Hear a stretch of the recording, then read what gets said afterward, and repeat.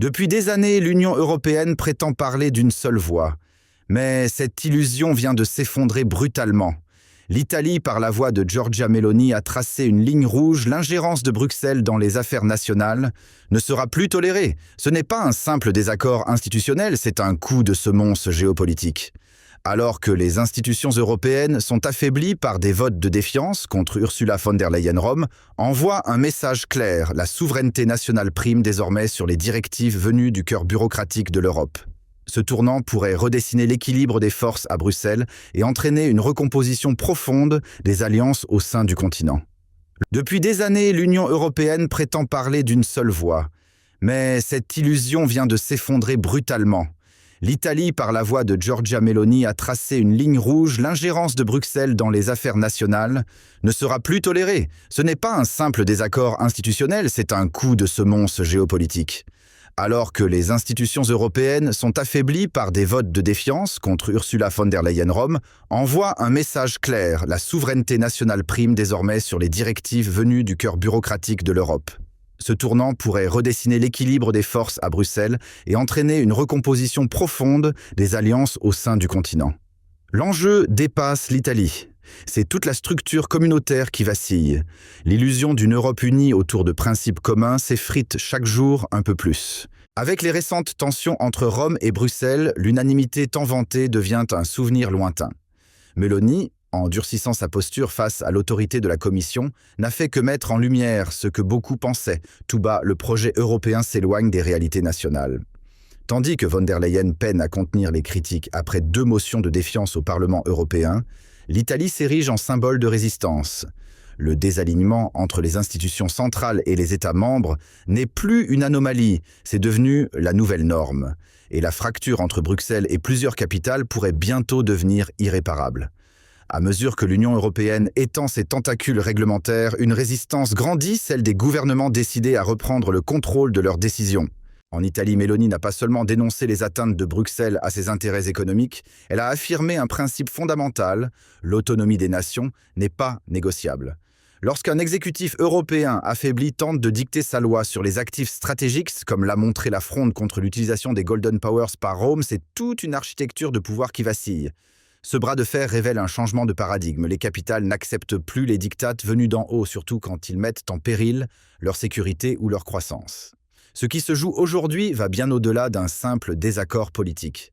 C'est une bataille entre 2 visions du continent. D'un côté, une Europe centralisée défendue par von der Leyen et son administration, et de l'autre, des gouvernements comme celui de Meloni, porteurs d'une approche enracinée dans la réalité nationale. Lorsque Bruxelles critique la politique industrielle italienne ou tente d'imposer des directives de bancaires, elle heurte une vision souveraine et pragmatique de la gouvernance. L'Italie ne rejette pas l'Europe en tant qu'idée, mais elle refuse qu'on lui dicte une trajectoire qui ne correspond ni à ses priorités, ni à ses fondements sociaux. Cette divergence désormais assumée reflète un choc culturel entre élites technocratiques et peuples en quête de représentation. Ce que Bruxelles refuse de voir, c'est que l'impatience monte aussi dans les rues. En Italie comme ailleurs, la défiance ne vient plus seulement des dirigeants, mais du peuple lui-même. Les récentes protestations, l'explosion des partages sur les réseaux sociaux et la viralité des discours critiques à l'égard de l'Union montrent une chose: la base est en train de lâcher. La popularité de l'UE est en chute libre, comme le démontre la réaction massive au discours viral d'un soldat italien dénonçant l'hypocrisie des élites. Quand la perception générale devient que Bruxelles agit sans mandat populaire, le fossé entre gouvernés et gouvernants devient un abîme. Et dans cet abîme, c'est la crédibilité de von der Leyen qui se noie. Dans un climat politique de plus en plus électrique, la question n'est plus de savoir si l'Union peut évoluer, mais si elle est encore en mesure de représenter les aspirations des nations qui la composent. En Italie, cette interrogation prend une tournure décisive. Les interventions répétées de la Commission sur les mesures économiques de Rome ont fait éclater une vérité dérangeante. Bruxelles est perçue comme un centre déconnecté imposant des normes, sans tenir compte des réalités locales. Meloni ne s'en cache plus. Chaque attaque contre ses décisions est vécue comme une atteinte directe à la souveraineté italienne. Et lorsque le partenaire européen devient un obstacle plus qu'un soutien, la tentation de s'en détacher devient une option stratégique assumée. À mesure que la confiance s'effrite entre les institutions européennes et certains gouvernements nationaux, une dynamique nouvelle s'installe, celle des alliances hors des circuits traditionnels. En Italie, cette stratégie se dessine clairement. Plutôt que de dépendre d'un centre bruxellois accusé de lenteur et de surréglementation, Meloni cherche à diversifier ses leviers d'influence. Lors de son déplacement à Rome le 10 octobre, von der Leyen s'est heurtée à un mur, celui d'une Italie déterminée à préserver sa marge de manœuvre. Que ce soit via des coopérations bilatérales renforcées ou des ouvertures économiques vers des puissances émergentes, Rome entend montrer que l'avenir de l'Europe ne se décide plus uniquement dans les couloirs feutrés de la Commission, mais aussi dans les choix souverains de ses capitales. Alors que Bruxelles tente désespérément de maintenir sa cohésion interne, certains États prennent désormais l'initiative de redéfinir leurs priorités diplomatiques. L'Italie, à travers Meloni, affirme haut et fort son intention de ne plus subir les injonctions d'un système centralisé en perte de légitimité. En diversifiant ses partenariats stratégiques, Rome affiche une volonté claire, celle de bâtir un réseau d'alliances, fondé sur des intérêts concrets, plutôt que sur des slogans institutionnels. Cette affirmation de souveraineté coïncide avec la perte d'autorité de von der Leyen, fragilisée par les motions du 9 et 10 octobre. Plus que jamais, la carte de l'Europe se redessine et chaque capitale entend peser de son propre poids dans ce nouvel équilibre. Le paysage géopolitique de l'Union évolue à grande vitesse et certains pays n'attendent plus les injonctions de Bruxelles pour prendre leurs propres initiatives. C'est le cas de l'Italie qui multiplie désormais les accords bilatéraux et les partenariats ciblés notamment dans les domaines stratégiques comme l'énergie et les infrastructures. Face à l'inefficacité perçue de la Commission, Rome se tourne vers des réseaux alternatifs capables de livrer des résultats concrets. Et cette tendance ne passe pas inaperçue. Plusieurs États du Sud commencent à questionner ouvertement la rigidité des règles communautaires. L'exemple italien pourrait faire école, surtout si von der Leyen, déjà contestée de toutes parts, échoue à restaurer une vision commune capable de rallier les sceptiques. Ce qui était jadis présenté comme un projet harmonieux d'intégration semble aujourd'hui se transformer en une mosaïque de stratégies divergentes. L'Italie, en assumant une ligne souverainiste affirmée, expose au grand jour les fractures qui traversent l'Union. Tandis que certains plaident encore pour une Europe centralisée, d'autres, comme Rome, revendiquent une flexibilité accrue adaptée aux réalités nationales. Ce désalignement idéologique n'est plus théorique, il s'incarne dans les rapports de force entre capitale et institutions. Les dossiers brûlants, énergie, défense, finance, deviennent autant de terrains de confrontation. Et face à l'affaiblissement de la Commission actée lors des votes des 9 et 10 octobre, une interrogation s'impose. L'Union est-elle encore capable d'agir d'une seule voix dans un monde multipolaire ? Le virage italien ne s'inscrit pas dans un isolement idéologique, mais bien dans une volonté de réorientation stratégique. Rome n'est plus seule à vouloir sortir de l'ombre des institutions surcentralisées. D'autres capitales méditerranéennes observent avec intérêt cette autonomie retrouvée. Ce glissement reflète une mutation silencieuse au sein même de l'Union. Le Sud ne veut plus subir, il veut peser. Meloni, en assumant cette dynamique, offre un modèle à ceux qui réclament plus de liberté d'action dans un système devenu trop rigide. Les votes du 9 et 10 octobre n'étaient pas une fin en soi, mais le début d'un rééquilibrage interne dont les contours dépassent déjà le cas italien. Dans un contexte géopolitique de plus en plus tendu, les désaccords entre États membres ne se limitent plus aux questions institutionnelles. L'Italie, par exemple, n'hésite plus à contester frontalement certaines directives jugées inapplicables ou contre-productives, notamment dans les domaines sensibles comme l'énergie.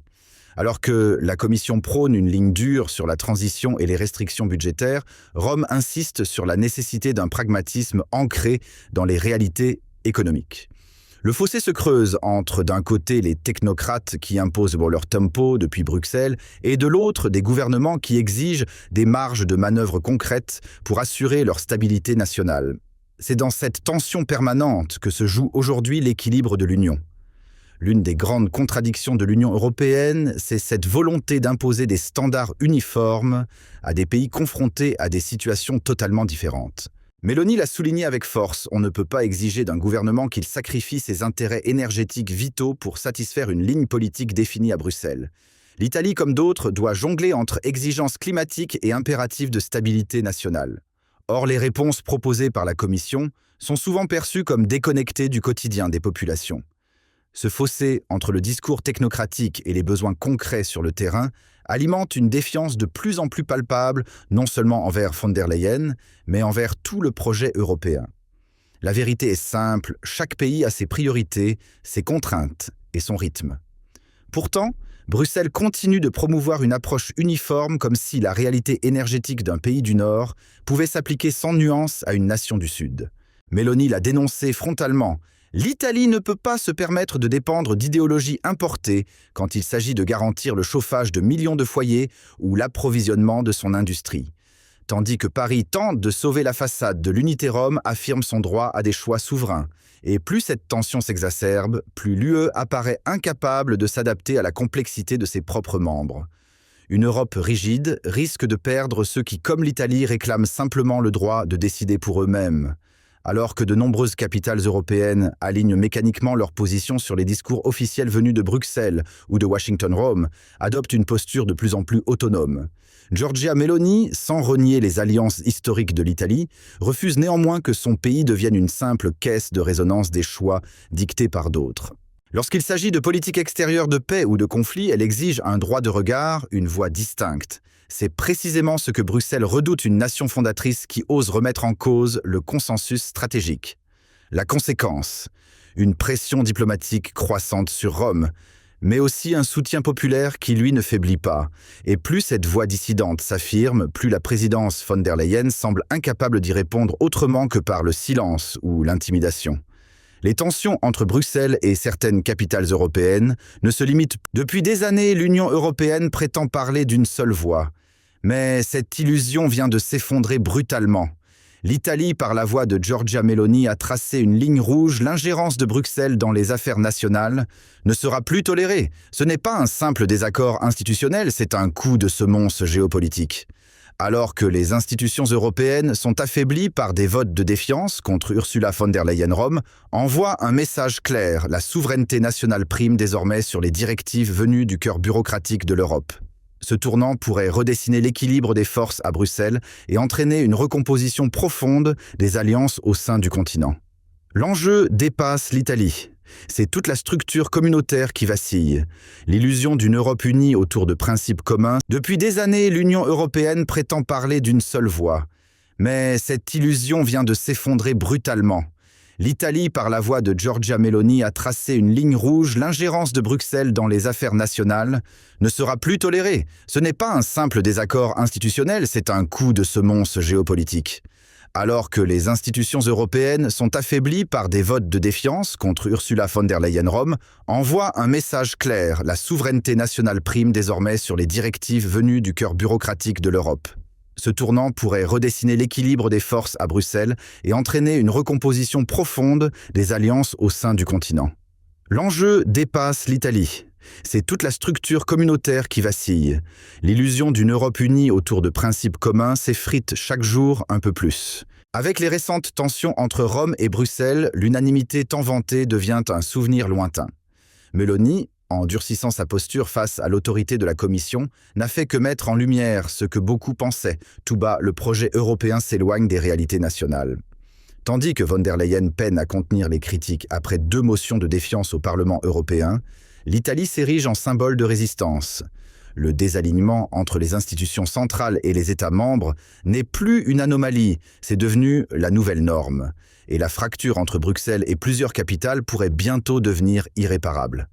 À mesure que l'Union européenne étend ses tentacules réglementaires, une résistance grandit, celle des gouvernements décidés à reprendre le contrôle de leurs décisions. En Italie, Meloni n'a pas seulement dénoncé les atteintes de Bruxelles à ses intérêts économiques, elle a affirmé un principe fondamental, l'autonomie des nations n'est pas négociable. Lorsqu'un exécutif européen affaibli tente de dicter sa loi sur les actifs stratégiques, comme l'a montré la fronde contre l'utilisation des Golden Powers par Rome, c'est toute une architecture de pouvoir qui vacille. Ce bras de fer révèle un changement de paradigme. Les capitales n'acceptent plus les diktats venus d'en haut, surtout quand ils mettent en péril leur sécurité ou leur croissance. Ce qui se joue aujourd'hui va bien au-delà d'un simple désaccord politique. C'est une bataille entre 2 visions du continent. D'un côté, une Europe centralisée défendue par von der Leyen et son administration, et de l'autre, des gouvernements comme celui de Meloni, porteurs d'une approche enracinée dans la réalité nationale. Lorsque Bruxelles critique la politique industrielle italienne ou tente d'imposer des directives de bancaires, elle heurte une vision souveraine et pragmatique de la gouvernance. L'Italie ne rejette pas l'Europe en tant qu'idée, mais elle refuse qu'on lui dicte une trajectoire qui ne correspond ni à ses priorités, ni à ses fondements sociaux. Cette divergence désormais assumée reflète un choc culturel entre élites technocratiques et peuples en quête de représentation. Ce que Bruxelles refuse de voir, c'est que l'impatience monte aussi dans les rues. En Italie comme ailleurs, la défiance ne vient plus seulement des dirigeants mais du peuple lui-même. Les récentes protestations, l'explosion des partages sur les réseaux sociaux et la viralité des discours critiques à l'égard de l'Union montrent une chose, la base est en train de lâcher. La popularité de l'UE est en chute libre, comme le démontre la réaction massive au discours viral d'un soldat italien dénonçant l'hypocrisie des élites. Quand la perception générale devient que Bruxelles agit sans mandat populaire, le fossé entre gouvernés et gouvernants devient un abîme. Et dans cet abîme, c'est la crédibilité de von der Leyen qui se noie. Dans un climat politique de plus en plus électrique, la question n'est plus de savoir si l'Union peut évoluer, mais si elle est encore en mesure de représenter les aspirations des nations qui la composent. En Italie, cette interrogation prend une tournure décisive. Les interventions répétées de la Commission sur les mesures économiques de Rome ont fait éclater une vérité dérangeante. Bruxelles est perçue comme un centre déconnecté imposant des normes, sans tenir compte des réalités locales. Meloni ne s'en cache plus, chaque attaque contre ses décisions est vécue comme une atteinte directe à la souveraineté italienne. Et lorsque le partenaire européen devient un obstacle plus qu'un soutien, la tentation de s'en détacher devient une option stratégique assumée. À mesure que la confiance s'effrite entre les institutions européennes et certains gouvernements nationaux, une dynamique nouvelle s'installe, celle des alliances hors des circuits traditionnels. En Italie, cette stratégie se dessine clairement. Plutôt que de dépendre d'un centre bruxellois accusé de lenteur et de surréglementation, Meloni cherche à diversifier ses leviers d'influence. Lors de son déplacement à Rome le 10 octobre, von der Leyen s'est heurtée à un mur, celui d'une Italie déterminée à préserver sa marge de manœuvre. Que ce soit via des coopérations bilatérales renforcées ou des ouvertures économiques vers des puissances émergentes, Rome entend montrer que l'avenir de l'Europe ne se décide plus uniquement dans les couloirs feutrés de la Commission, mais aussi dans les choix souverains de ses capitales. Alors que Bruxelles tente désespérément de maintenir sa cohésion interne, certains États prennent désormais l'initiative de redéfinir leurs priorités diplomatiques. L'Italie, à travers Meloni, affirme haut et fort son intention de ne plus subir les injonctions d'un système centralisé en perte de légitimité. En diversifiant ses partenariats stratégiques, Rome affiche une volonté claire, celle de bâtir un réseau d'alliances, fondé sur des intérêts concrets, plutôt que sur des slogans institutionnels. Cette affirmation de souveraineté coïncide avec la perte d'autorité de von der Leyen fragilisée par les motions du 9 et 10 octobre. Plus que jamais, la carte de l'Europe se redessine et chaque capitale entend peser de son propre poids dans ce nouvel équilibre. Le paysage géopolitique de l'Union évolue à grande vitesse et certains pays n'attendent plus les injonctions de Bruxelles pour prendre leurs propres initiatives. C'est le cas de l'Italie qui multiplie désormais les accords bilatéraux et les partenariats ciblés notamment dans les domaines stratégiques comme l'énergie et les infrastructures. Face à l'inefficacité perçue de la Commission, Rome se tourne vers des réseaux alternatifs capables de livrer des résultats concrets. Et cette tendance ne passe pas inaperçue. Plusieurs États du Sud commencent à questionner ouvertement la rigidité des règles communautaires. L'exemple italien pourrait faire école, surtout si von der Leyen, déjà contestée de toutes parts, échoue à restaurer une vision commune capable de rallier les sceptiques. Ce qui était jadis présenté comme un projet harmonieux d'intégration semble aujourd'hui se transformer en une mosaïque de stratégies divergentes. L'Italie, en assumant une ligne souverainiste affirmée, expose au grand jour les fractures qui traversent l'Union. Tandis que certains plaident encore pour une Europe centralisée, d'autres, comme Rome, revendiquent une flexibilité accrue adaptée aux réalités nationales. Ce désalignement idéologique n'est plus théorique, il s'incarne dans les rapports de force entre capitale et institutions. Les dossiers brûlants, énergie, défense, finance, deviennent autant de terrains de confrontation.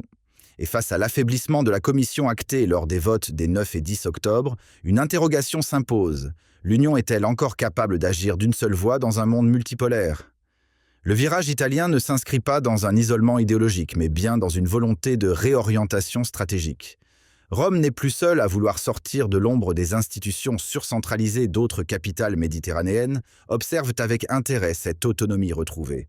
Ce glissement reflète une mutation silencieuse au sein même de l'Union. Le Sud ne veut plus subir, il veut peser. Meloni, en assumant cette dynamique, offre un modèle à ceux qui réclament plus de liberté d'action dans un système devenu trop rigide. Les votes du 9 et 10 octobre n'étaient pas une fin en soi, mais le début d'un rééquilibrage interne dont les contours dépassent déjà le cas italien. Dans un contexte géopolitique de plus en plus tendu, les désaccords entre